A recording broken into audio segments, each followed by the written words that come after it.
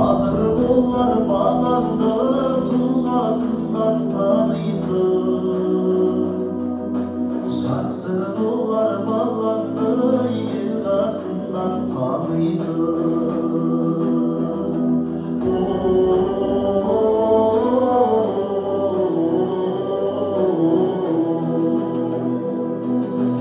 Karaslı bollar bağlandı, balgakkandan tanıysın.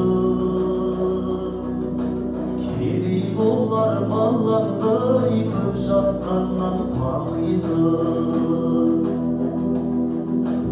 Oro bollar bağlandı, tümgakkandan tanıysın. Saran bollar bağlandı, uzargakkandan tanıysın.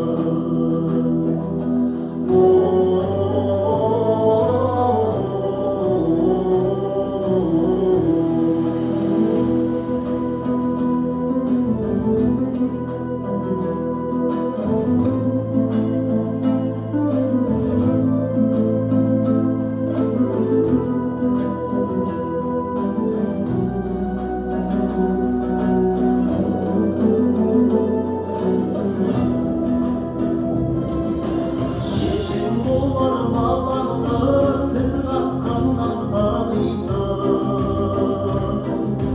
Yetti bollar bağlandı, tırnakkandan tanıysın. Şarva bollar bağlandı, şöp şapkandan tanıysın.